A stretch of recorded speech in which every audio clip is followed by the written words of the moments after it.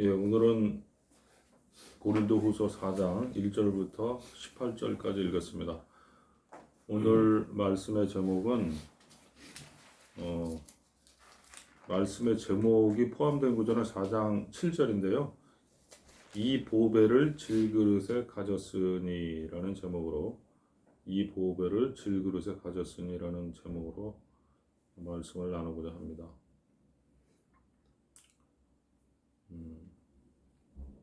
고린도후서는 우리가 말씀 본문을 이렇게 대한 거는 그래도 조금 오래간만인 것 같은데요.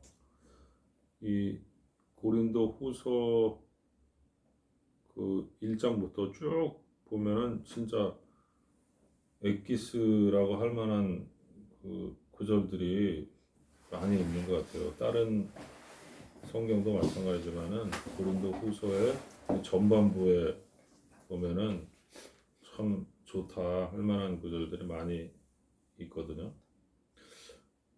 특별히 오늘 제목으로 택한 구절도 그런 구절 중에 하나인데 이 보배를 질그릇에 가졌다라는 의미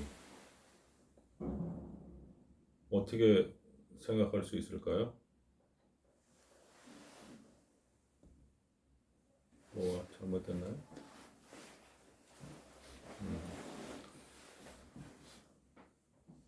이 우리가 창세기 이제 2장에 보면은 그 하나님이 사람을 창조하시는 그 장면이 나오잖아요.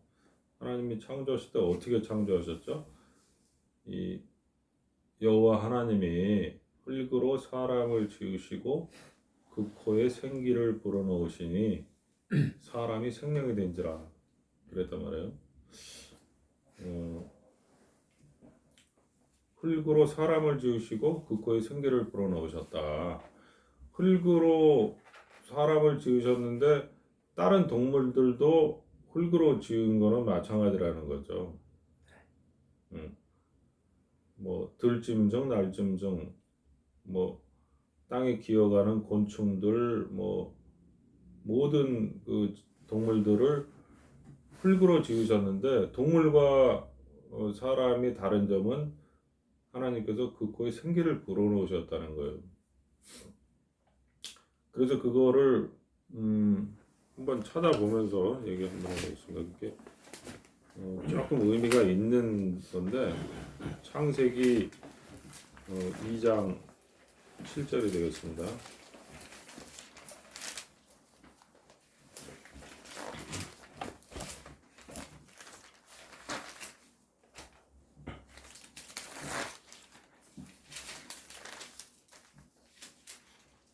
창세기 2장 7절에 보면은 여호와 하나님이 흙으로 사람을 지으시고 생기를 그 코에 불어넣으시니 사람이 생명이 된지라 그랬는데 이 항상 느끼는 거지만은 그 우리 한글 그 개역 성경이 그 번역판이잖아요. 번역판인데도 성령의 감동함으로 그 번역자들이 그 참여를 한 것 같아요. 이게 원어 성경보다도 덜 영적이지는 않는 것 같아요. 제 생각에. 제 생각입니다. 이거는 제 개인적인 생각이지만 덜 영적이진 않아요. 왜 그러냐면 이 성경에 다 포함이 되어 있어요. 제가 이렇게 어느 정도 이 의미를 이제 알게 된 후에 이렇게 쭉 보면은 그냥 어느 정도는 이게 그 번역이 좀 잘못되었다고 주장하는 사람들도 있어요. 그 일부 성경학자들 중에서는 그 중에 대표적인 구절이 이제 2장 7절이거든요. 이 생명이 된지라 그랬는데 이게 번역 킹제임스 버전에는 리빙 소울로 돼 있어요. 살아있는 혼. 그러니까 킹제임스 버전 한글판에는 생기를 그 코에 불어넣으시니 사람이 살아있는 혼이 된지라 이렇게 이제 번역이 된단 말이죠. 그럼 혼이네? 근데 그러면 막연히 혼이 됐다고 한다면은 짐승하고 다를 게 없다는 거죠. 근데 살아있는 혼이기 때문에 살아있는 혼은 다시 말하면 영이거든요. 그렇기 때문에 생명이라고 번역된 게 잘못된 게 아니라는 거죠. 왜 그러냐면 이 자, 한번 보겠습니다. 흙으로 사람을 지었으니까 이제 처음엔 이 사람은 육의 존재입니까? 영의 존재입니까? 흙으로 지어서 육의 존재죠. 예. 육의 존재라 나는 육이다 라고 자각을 하든지 안 하든지를 막는 차치하고라도 나라는 그 주인은 나라는 그 주체는 육에 속해 있단 말이죠. 육으로 지음받았으니까. 그런데 생기가 들어와서 하나님으로부터 생기가 들어와서 이제 생명이 되었을 때는 이제 그 주체가 바뀐 거죠. 육의 주체에서 영의 주체로 바뀌었단 말이죠. 이게 엄청난 차이가 있는 거거든요. 근데 육의 주체에서 여전히 육의 주체로 있으면 근데 육의 주체였다가 영의 주체로 바뀌었는데 선악을 알게 하는 나무 실과를 먹음으로 다시 육의 주체로 돌아간 거예요. 주체가. 네. 육의 주체로 돌아갔기 때문에 그거를 아무리 알려줘도 거기에 이제 매여 있으면은 내가 육이다라는 생각에 매여 있으면은 아무리 알려줘도 영의 주체로 올 수가 없는 거죠. 아무리 말씀으로 증거를 하고 증명을 해도 그 믿음이 동반되지 않으면 올 수가 없는 거죠. 저편으로 건너가자라는 말씀에도 불구하고 못 가는 것처럼 이 예수님을 따라다니는 그 제자들도 이 죽음의 이야기, 죽음 이후의 이야기, 부활에 관한 이야기를 했는데도 불구하고 예수님께서 내가 너희들보다 먼저 갈릴리로 가리라 했거든요. 근데 제자들은 제자들이 따라다닐 때는 대단한 스승이라고 생각하고 따라다녔기 때문에 그 예수님의 말을 귀담아 들었을 걸로 생각이 들지만은 정작 돌아가셨을 때는 갈릴리로 가서 기다렸나요? 무덤에서 실망했나요? 무덤에서 실망하고 집으로 돌아왔단 말이에요. 아무도 부활할 거라고 예상하고 예수님이 약속하신 곳에 가서 기다린 제자들이 없었단 말이에요. 막달라 마리아도 무덤에서 울고 아주 예수님의 말씀은 잊어버린 지 오래였단 말이죠. 그만큼 예수님께서 하신 말씀이 들리지를 않는다는 거죠. 이 육의 세계에 있기 때문에 그 주체가. 근데 그것을 지금 고린도후서 5장은 이제 쭉 서두에 이제 뭐 이야기를 전개해 나가지만 그 5장 몇 절이죠? 5장 그 7절인가요? 이 보배를 질그릇에 담았으니 그게 이제 이 생기란 말이죠. 생기. 이 생기 이 하나님께로부터 온 존재. 하나님의 존재가 이 보배에 있었는데 이 질그릇은 여전히 질그릇이다라고 생각하고 있으면은 하나님은 무슨 일을 하셨냐 이거죠. 이 보배를 질그릇에 담았으니 이 담은 이유는 능력의 힘이 큰 것이 하나님께 있고 우리에게 있지 않으면 알게 하려 합니다. 그랬는데 이 하나님께 있다라는 것을 아는 순간에 이 위치가 바뀌어 버린다는 거죠. 나라는 세계의 위치가 지난 시간인가 지지난 시간인가에 마태복음을 우리가 나눴었죠. 마태복음에 헤롯이 죽은 다음에야 비로소 이 애굽에 피난 갔던 요셉이 이제 예수 그리스도와 아기 예수와 또 마리아와 함께 이제 예루살렘으로 들어가는 장면이 나오죠. 그거는 이 흙으로 지으시고 할 때 그 흙으로 존재했던 그 존재가 흙으로 존재했던 그 존재의 왕으로 군림하던 헤롯이 죽어서 처리가 되어졌을 때에 생기였던 하나님의 생명이 왕으로 비로소 다시 나올 수 있다라는 것을 그림자로 보여주는 거거든요. 그런 이야기들이 이 신약 성경의 역사적 사실로 이 전개가 되고 있지만 그 역사적 사실조차도 하나님께서는 이 영적인 세계를 설명하기 위한 하나의 그 비유와 소재로 역사하실 수가 있다는 거죠. 한치 오차도 없이. 그래서 오늘 이제 고린도 후서를 이제 시작하게 됐는데요.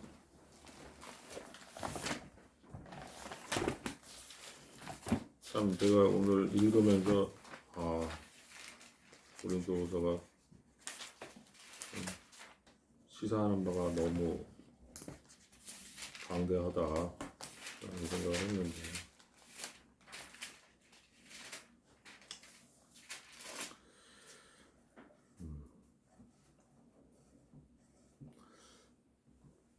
여기서 보면은 이 처음에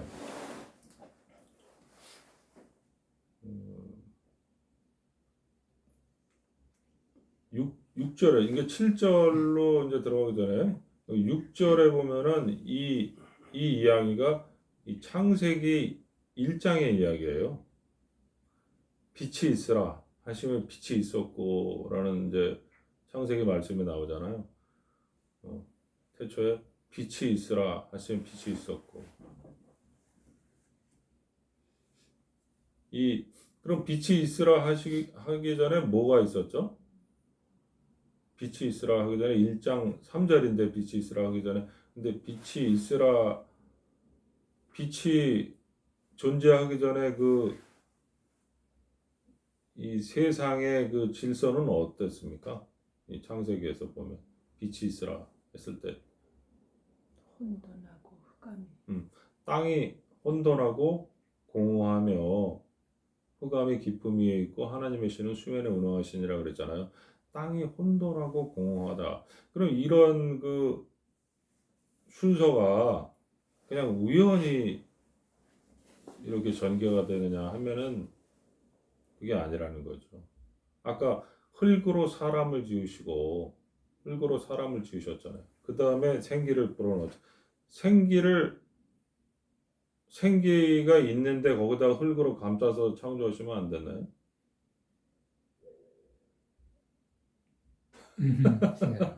그건 하나님의 능력으로는 가능하실 수 있는데도 왜 흙으로 먼저 창조하시고 생기를 불어넣으셨냐 하면은 이 창세기가 설명을 해주고 있다는 거예요. 땅이 혼돈하고 공허한 다음에 그 다음에 빛이 있으라 하시면 빛이 있었다는 거죠. 이 첫사람 아담은 뭐라고 되어 있습니까? 고린도후서 그 옆에 바로 옆이니까 고린도후서 한 3장만 넘기면 되겠네요.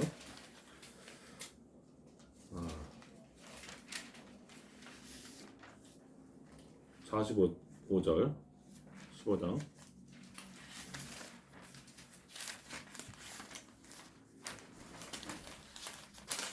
고린도전서 15장 45절 46절 한번 읽어주세요, 형님. 기록된 바 첫사람 아담은 산 영이 되었다 함과 같이 마지막 아담은 살려주는 영이 되었나니 그러나 먼저는 신령한 자가 아니요 육 있는 자요 그 다음에 신령한 자니라. 예, 순서가 딱 있죠. 첫사람 아담은 산 영이 되었다 함과 같이 마지막 아담은 살려주는 영이 되었다. 첫사람 아담, 그러니까 땅이 혼돈하고 공허하며 흑암이 깊음 위에 있었는데 그 다음에 빛이 있었다. 어두운 가운데서 비추리라 하시던 그 하나님께서 예수 그리스도의 얼굴에 있는 하나님의 영광을 아는 빛을 우리 마음에 비추셨느니라. 이 말씀도 이 창세기 1장의 2절 3절을 설명해 주고 있다는 거죠. 그래서 창세기 1장 2절에 땅이 혼돈하고 공허하며 태초에 1장 1절은 뭡니까? 태초에 하나님이 천지를 창조하시니라. 하나님 태초에 천지를 창조하시니라. 그 다음에 땅이 혼돈하고 공허하며 흑암이 깊음이 있고 하나님의 신은 수면에 운행하시니라. 그러니까 이 육의 세계가 이 헤롯이 왕으로 군림하고 있었다는 거죠. 헤롯이 왕으로 군림하고 있는 세계, 육의 세계가 온 세상을 덮고 있는 상태에서 빛이 있으라 하시며 빛이 있었고 하나님 보시기에 좋았더라. 빛이 있으라 하시며 빛이 있었다. 참 이런 말씀들이 그런 문자적이고 표면적이고 육적인 세계로 이제 읽혀지다가 이 영적인 세계와 또 이면적인 의미와 그 속뜻이 마음에 이제 와닿았을 때는 이제 구약 성경이 아니라 더 심도 있는 신약 성경이 된다는 거죠. 이 신약 성경 같은 경우는 그냥 어떻게 보면 직접적으로 표현이 되어 있기 때문에 그 원래 의미가 우리가 대화할 때도 보면은 직접적으로 이야기하는 게 더 센가요? 우회적으로 표현을 했는데 그 우회적으로 표현한 그 말 속에 담겨진 의미를 상대방이 알아들었을 때 더 와닿는 게 큰가요? 우회죠. 우회적으로 그 의미를 아는 사람은 알고 모르는 사람은 모르는데 그걸 알아들었을 때 자녀 교육도 좀 그런 측면이 있는 것 같아요. 자녀 교육도 이 우리 집의 예가 아니고 어떤 다른 집의 예를 보더라도 그 애한테 직접적으로 훈계와 야단을 쳐서 그 아이의 마음에 그 교훈이 새겨지는 거 강도보다는 그 엄마와 아빠가 소곤소곤 이야기를 하는 것을 몰래 엿들었을 때, 아, 진짜 엄마 아빠의 본 마음은 나에 대한 본 마음은 이거였구나. 그걸 알아들었을 때 아는 내색도 안 하고 변화가 되고 바뀌는 경우가 있다는 거죠. 그러니까 그리고 또 다른 예는 이 자기가 이제 이 집의 그 친자식이 아니고 양자인데 그 양자라는 것을 직접적으로 얘기하는 것보다 그 두런두런 누가 이렇게 소곤소곤 얘기하는 걸 엿들었을 때 충격이 더 크다는 거죠. 그건 진실이기 때문에 직접적으로 얘기하는 거는 무슨 뭐 혼내주려고 뭐 과장되게 얘기하는 건지 뭐 또 놀려주려고 거짓말을 하는 건지 이게 지금 뭐 몇 가지가 나올 수가 있는데 자기도 없는데 얘기하는 거는 거짓말을 할 리가 없잖아요. 진실이 오고 가는 거를 엿들었을 때 어마어마한 그 충격이 온다는 거죠. 이 성경에서 진짜 눈으로 보기는 보아도 알지 못하고 듣기는 들어도 깨닫지 못하리라고 하는 이런 말씀들이 이 성경에 엄청난 양으로 지금 이 내재되어 있는데 그런 의미들이 하나씩 하나씩 보여지면서 내 마음에 이게 보여질 때 그 비밀번호가 해제되는 듯한 현상이 일어나면서 나의 마음에 밀려 들어올 때 그런 효과는 배가 될 수 있다는 거죠. 그래서 지금 이제 고린도전서를 찾았었는데 그래서 지금 아까 고린도 후서 4장 그 6절을 이제 찾다가 얘기가 나와서 이제 찾았었는데 6절의 의미가 어두운 데서 빛이 비치리라 하시던 그 하나님께서 그 어두운 데서 빛이 비치리라 하시던 그 하나님이 창세기 1장 2절에서 말씀하시던 1장 3절에서 말씀하시던 그 하나님이라는 거죠. 그 하나님께서 이런 의미로 말씀하셨다는 거죠. 근데 이런 것을 이 바울은 우리는 고린도 후서로 이걸 알 수가 있잖아요.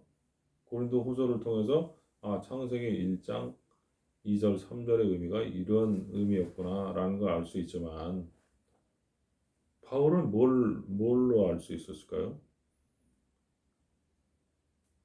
그래서 바울이 이 성경 14권을 쓰고 이 바울이 이 하나님과 동행하면서 하나님의 마음을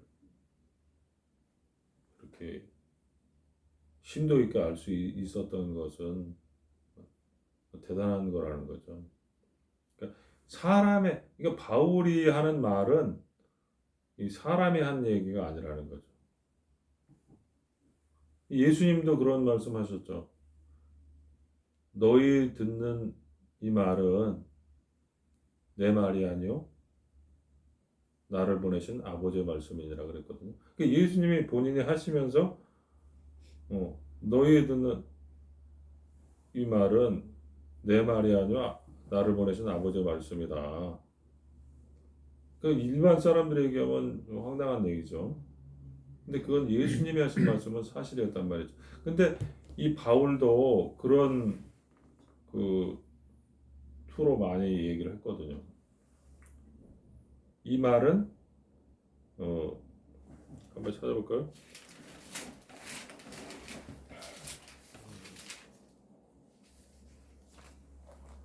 고린도전서 7장에 보면요.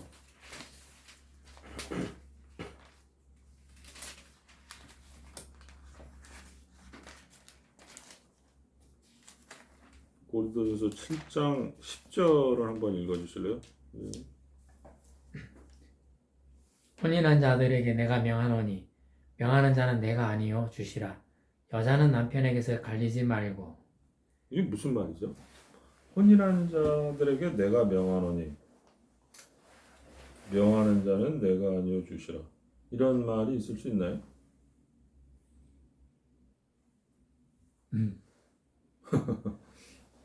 그러니까 이 바울의 마음은 이 백부장의 벗은 요거를 조금 이렇게 부연 설명을 하기 위해서 이거는 한 절 찾아서 의미를 알 수 있잖아요, 그죠? 이게 이거 혼인한 자들에게 내가 명하노니 명하는 자는 내가 아니요 주시라. 내가 말을 하지만 이 말은 내 말이 아니요 주의 말이다. 아까 예수님의 말하고 똑같은 거죠. 누가복음 7장을 한번 보겠습니다.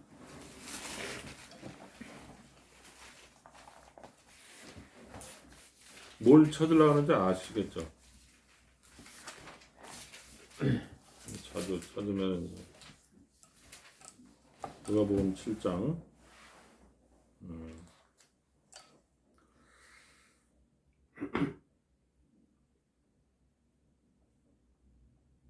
6절 7장 6절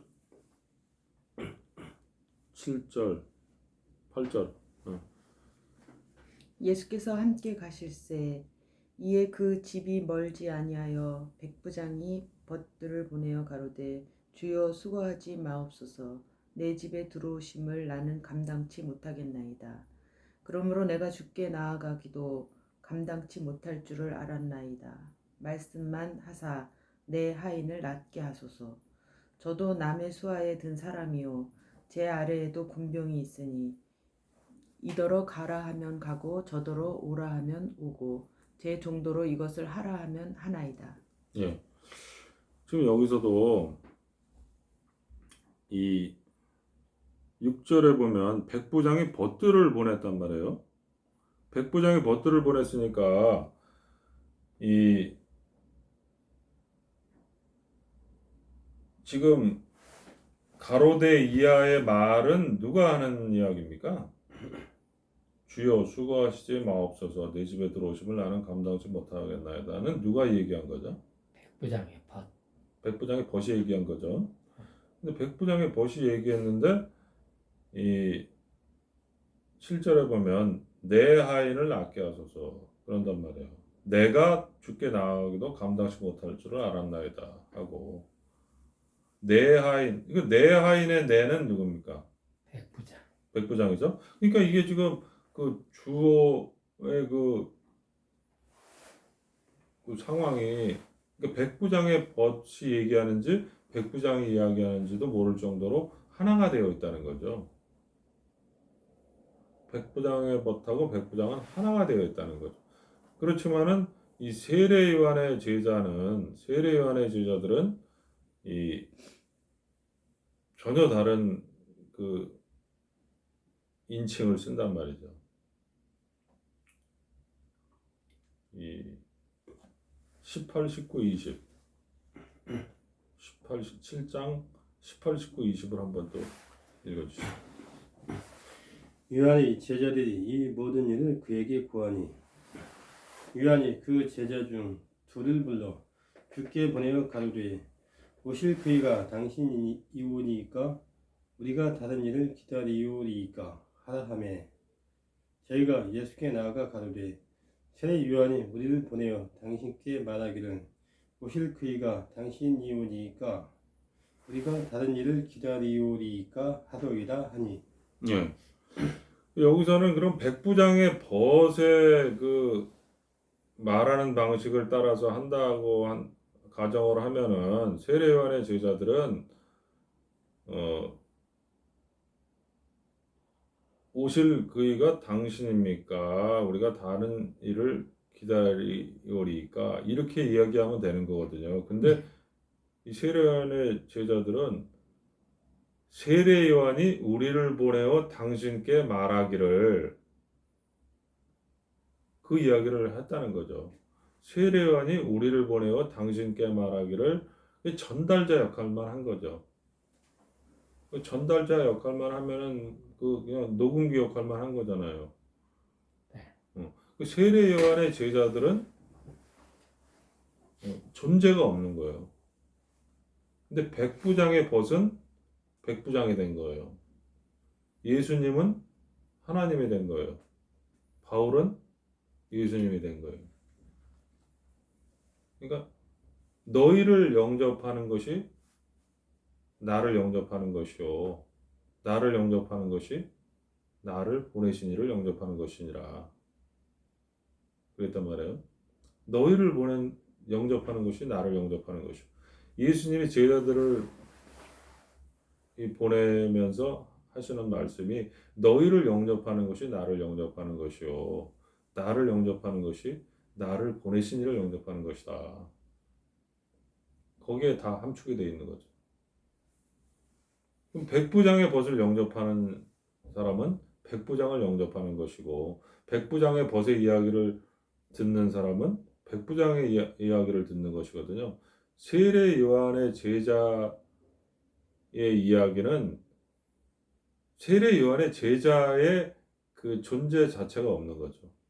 세례 요한의 제자들은 빠지고 그러니까 세례 요한이 우리를 보내어 당신께 말하기를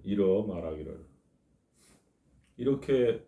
근데 오늘날 대다수의 사람은 세례 요한의 제자의 방식을 택하나요? 백부장의 벗의 방식을 택하나요? 세례 요한의 제자들의 방식. 네, 세례 요한의 제자들의 방식. 많은 목사님들도 다 그렇죠. 네. 세례 요한의 제자의 방식을 택한다는 거죠. 그러니까 세례 요한과 세례 요한의 제자들은 예수님과 예수님의 제자들과는 전혀 달랐죠. 그 결과도 달랐고 그런 것들이 뭐를 의미하고 뭐를 내포하고 있는가, 뭐를 상징하고 있는가, 그런 것들이 성경에서 그냥 우연히 나열을 하고 같은 7장에 이렇게 뭐 그냥 세례요한이 그냥 뭐 말씀 전달하고 제자를 시켜서 뭐 이런 이야기 쓰려고 이거 기록이 되어 있겠냐는 거죠. 이 백부장의 것들이 굳이 이런 인칭을 써가지고 대화하는 장면이 여기 기록한 이유가 뭐겠느냐는 거죠. 그게 다 모든 게 연결이 된다는 거죠. 너희를 영접하는 것이 나를 영접하는 것이다라는 말. 이 하나다라는 이야기에 다 또 수렴하고 있고요. 그래서 이런 이야기들이 결국 구절과 구절이 서로 상합하고 연락이 된다는 거죠. 서로 상충하고 배쳐가는 것이 아니고 그래서 지금 요거를 이제 우리가 이제 4장 6절 7절을 지금 나누고 있는데 이 한번 그 자연의 그 곤충들이나 동물들을 이제 예를 들어서 한번 이야기를 한다 그러면은 제가 동물의 왕국을 이제 가끔 본다 그랬잖아요. 요즘에는 뭐 동물의 왕국 시간 기다릴 필요도 없이 보고 싶으면 그냥 유튜브에서 내셔널 지오그래피나 무슨 그 보고 싶은 하이에나와 사자 치면은 무궁무진하게 뜨던데요. 동영상이 무궁무진하게 너무 재밌는 영상들이 많이 뜨더라고요. 그래서 근데 이제 독수리에 관한 것을 한번 또 본 적이 있는데 독수리는 이 애미가 이제 새끼들에게 먹이를 물어다 주는데 물어다 주기 전에 그 새끼들끼리 그 힘 있는 그 형이 동생을 물어 죽이더라고. 얘가 뺏어 먹을 것 같으니까 그냥 계속 쪼아가지고 죽어요. 동생이. 근데 엄마는 이제 완전히 죽지 않고 그냥 기진맥진해가지고 다 죽어가는데 이제 엄마가 왔어요. 먹이를 물고. 근데 엄마가 그냥 외면을 하네. 니들 세계는 니들이 서열을 알아서 정리해라. 이런 그 모습이에요. 내용하더라고. 근데 그 죽어가는 그 동생 독수리는 본인이 하늘을 아는 하늘의 제왕이라는 사실을 알았을까? 그런 생각이 들더라고. 그러니까 그 날개 한번 펴보지 못하고 죽었잖아요. 그러니까 하늘에 그 새끼 입장에서는 하늘에 속한 자예요. 자기가 땅에 속한 자예요. 땅에 속한 자. 땅에 속한 자로 죽은 거죠. 네. 근데 그런 것들이 원래 그러면 그 하늘에 이제 속하게 됐을 때, 아, 내가 하늘을 알 수 있구나. 아, 내가 하늘에서 맹주구나. 근데 독수리는 어떤 식으로 사냥을 하냐면 그 절벽에 그 숨어 있는 사냥들을 그 사냥을 할 때 사냥하는 방법이 절벽에서 이렇게 곰이나 그 눈표범 이런 그 맹수들에게 피해서 숨어 있는 사냥들을 가가지고 귀나 뭐 꼬랑지 이렇게 물어가지고 절벽으로 떨어뜨려 버려요. 그러고 그냥 천길만길 떨어져서 이제 다 뼈가 바스러질 거 아니에요. 그러면은 그 가서 이제 내려가서 먹는 거예요. 머리가 괜찮더라고. 음. 그러니까 그거는 새끼 때는 가져볼 수 없는 독수리 새끼 때는 가져볼 수 없는 그 하늘에 속한 자의 그런 먹이 그 방식이죠. 취득 방식. 근데 그러한 것들을 봤을 때, 이 어떠한 그 마음을 가지고 살아가다가 생을 마감하는지 그게 이제 그 짐승의 종류별로 이제 틀린데 이 다른 그 곤충들도 마찬가지예요. 매미의 그 애벌레 굼벵이로 죽어간다 그러면 매미의 세계는 알 수가 없는 거잖아요. 누에도 마찬가지고 누에로 죽어간다면 번데기로 생을 마감하는 번데기 인생이 저기 번데기 뭐라 그래야 되나 그걸 번데기 생이 얼마나 많아요. 누에의 세계는 전혀 모르고 번데기로 그냥 옛날에 근데 요즘 번데기는 어떻게 어디로 갔는지 보이질 않네. 번데기 많이 먹었는데 우리 어렸을 때 번데기 통조림이나 이런 걸로만 있죠. 이제 우리 애들 번데기 사 먹을 기회가 있나요?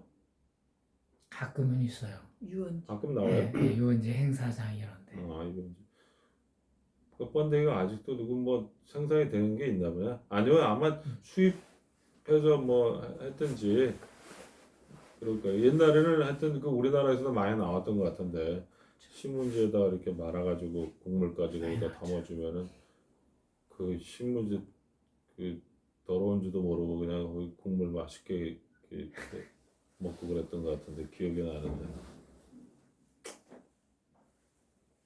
지금은 먹으라고 못 먹겠더라고. 근데 하여튼 번데기로 끝나는 거하고 누에하고는 전혀 틀리다는 거죠. 근데 이 우리 사람이 그렇다는 거예요. 사람이 보배를 질그릇에 이 담겨져 있다고 할지라도 1억 원이 안주머니에 있다고 할지라도 없는 줄 알고 살아가다가 생을 마감하면 1억 원 없는 거잖아요. 이 보배가 아무리 내 속에 감춰져 있다고 하더라도 대다수가 다 번데기로 죽어간다는 거죠. 대다수 인생이 번데기로 죽어가고 대다수 인생이 혼돈하고 공허하고 흑암이 기품이 있는 상태에서 죽어간다는 거죠. 대다수의 인생이 이 헤롯 왕이 지배하는 예루살렘의 그 상태처럼 그렇게 헤롯이 왕으로 군림하고 생을 마감한다는 거죠.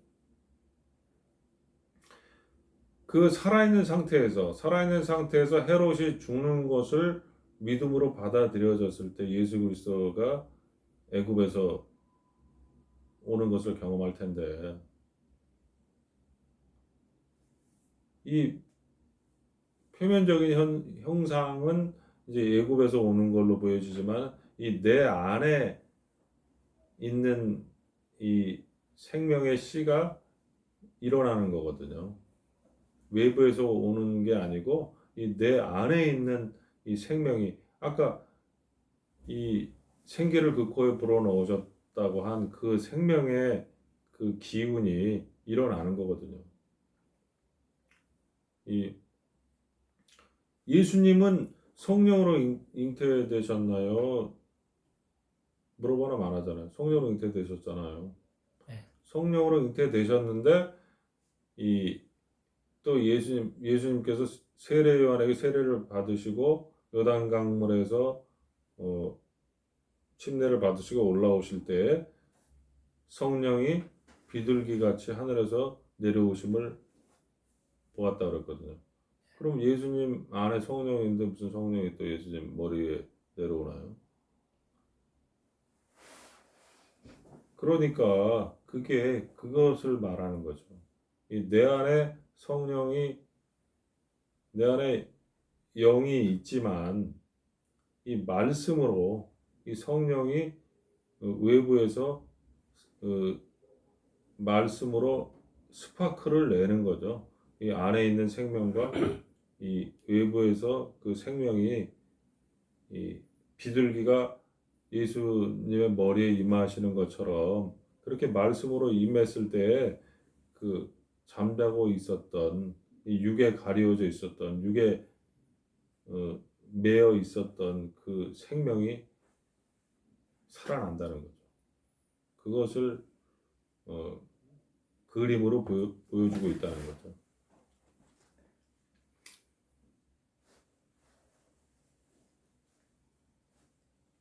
그래서 이렇게 이제 살아난 이 생명이